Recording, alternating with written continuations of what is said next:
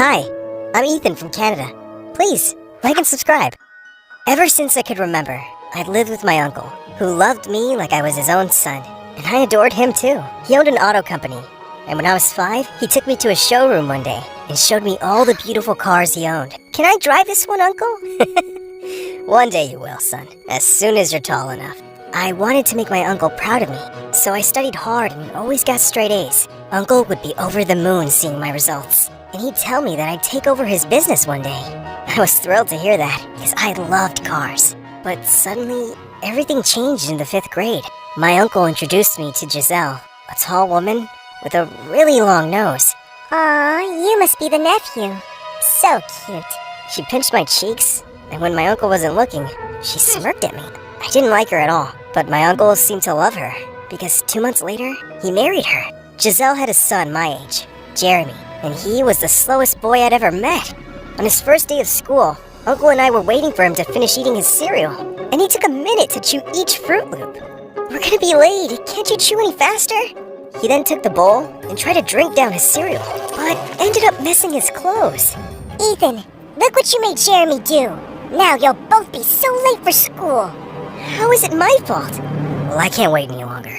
So you take them to school, Giselle. We got to school 2 hours late that day. To make things worse, Jeremy was a real embarrassment. He sat in class with snot running down his nose, and didn't even realize it till one of the mean boys in class saw him. Look, everyone! The new guy has some disgusting goo on his face! The entire class burst out laughing. And then Jessica, one of the prettiest and richest girls in the school, handed Jeremy a tissue and frowned at the mean boy. Why do you always have to be so rude? Leave the poor guy alone. Later that day, I caught up with Jessica and thanked her for standing up for Jeremy. I just don't understand mean people. It's so much easier to be kind. Well, it's not easy for everyone. You're just one of the kindest people around. Thank you, Ethan. She kissed my cheek and ran off. I liked her ever since we were little kids. So that kiss gave me butterflies in my tummy. As time went by, I found myself taking care of Jeremy like I was his babysitter, because Giselle kept asking me to help him.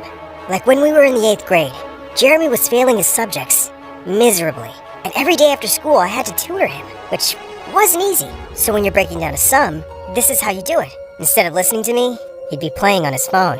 Yeah. Can we please focus on homework right now?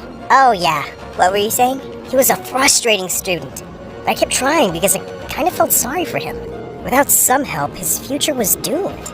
But even though I made so much effort with Jeremy, Giselle never appreciated it and was always unpleasant with me. Like once at dinner, when I wanted a second helping of food, she looked at me like a witch. So greedy. You should feel lucky that you're even eating with us at the same table. What's that supposed to mean? You'll see one day. She would speak in such riddles often, but always when Uncle wasn't around. And then one day in the 10th grade, I came home to the worst news ever. Giselle told me that Uncle had been arrested for fraud. I just didn't believe it. My uncle was no criminal. But apparently he'd been stealing money from its biggest investor, and he was sentenced to jail for 10 years. I wanted to see him, but Giselle said only she had visiting rights as his wife. I was devastated, but Giselle seemed over the moon. Just one day after Uncle's sentence, she invited her friends over and stayed up all night, laughing and dancing to loud music. And just 2 days later, I got back from school to find out she had moved all my stuff to the attic. Why did you do this? That room was just too big for a boy like you. So Jeremy will be moving in there now. I'm moving my stuff back. Listen here, you poor rat. I'm in charge now, and what I say goes. You're gonna pay for this. She laughed out like a witch, and then suddenly slipped and fell down a couple of stairs on her butt. I told you, you'll pay for this. I made myself comfortable in the attic, but as days passed, things got worse for me. I was no longer allowed to eat at the dinner table or watch TV in the lounge. Giselle fired our butler, saying it was too expensive to pay him. So she gave me and Jeremy chores, but I seemed to be the one doing all of them. Jeremy was still a weird guy, but he wasn't evil like his mom. One day, he brought me some dessert to the attic. I'm really sorry about the way my mom treats you. It's okay, bro.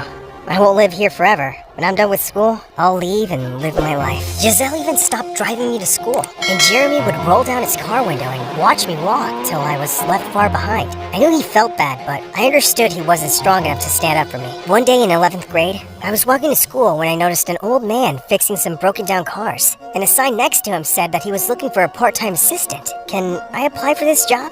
Oh, and what do you know about cars? Quite a lot. My uncle taught me everything.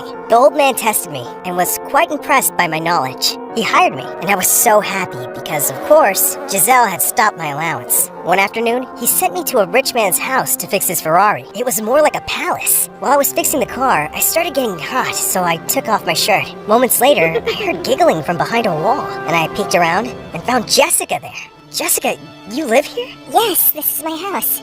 You fix cars? She kept looking at my abs, and I could swear she was blushing slightly. Yeah, this is my part-time job. Cool. You want to take a break and have a soda with me? Yeah, that would be cool. I couldn't believe that I was at Jessica's house, hanging out with her. I had given up trying to speak with her ages ago because she was always surrounded by the most popular guys in school.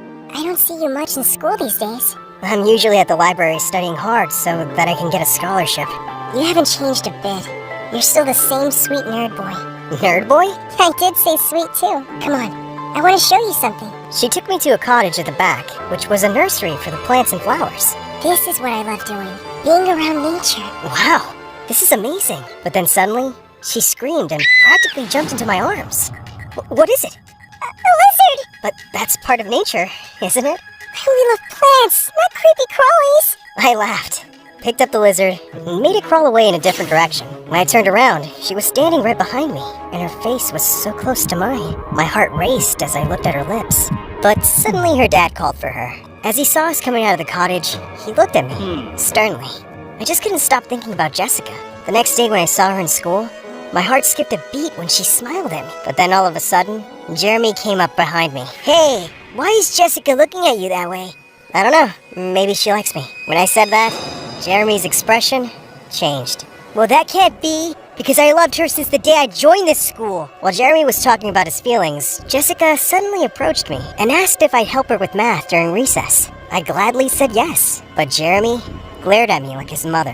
When I got home that day, Giselle called me to the living room. Her eyes were blazing. Jeremy tells me you stole his girlfriend. Who? Jessica? She's never been his girlfriend. I hear that your father's very rich. You're thinking of getting your hands on that pot of gold, aren't you? No, Giselle. Not everyone's a gold digger like you. How dare you talk to me like that? You're grounded, and I forbid you to see this girl. As long as you live under my roof, you'll live by my rules. This is not your roof. It's my uncle's. The next day, while I was with Jessica at recess, Jeremy came and told me to take off the shirt I was wearing because he'd given it to me and wanted it back now. I told him to buzz off, and then he pounced on me. But I was way stronger than him and pinned him down. Calm down, dude. This is not who you are. You are not a monster like your mother. Maybe I am. And don't talk about my mother that way. I let him go, and he stormed off furiously. Hey, are you okay? I leaned forward and kissed her. Now I think I'll be okay. Jessica and I started seeing each other more often, and I didn't care about how Jeremy and his mother treated me. Soon it was the end of 12th grade, and prom was around the corner. I decided to surprise Jessica by turning up at her place with some flowers and asking her out to prom. But when I got there, I was shocked to find her in the living room with her dad, along with Jeremy and Giselle.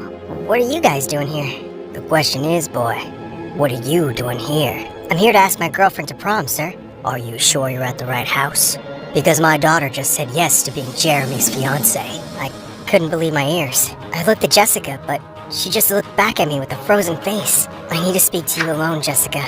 There's no need, Ethan. You heard what my father said, and I agree. It's a good match. I think you should go now and leave me alone. And then her dad had guards throw me out of their house. I was utterly heartbroken. She changed her mind about me because I was poor. As I laid awake that night, the attic door creaked open. It was Jeremy. So, how does it feel, Ethan? You always thought you were better than me, right? But look at me now. I'm the master of this house, and I own the heart of the girl you love. Before I could stop myself, I'd flown at Jeremy and punched his face. I obviously couldn't stay there anymore. So I took my savings and my things and left that very night. The old man I worked for let me stay at his garage for a few months, till I got into university on scholarship and left. A year later, as I was walking out of college campus, I was completely shocked to see Uncle standing outside. Oh my God, you're free! I missed you so much, Uncle. How come you never came to visit me, son?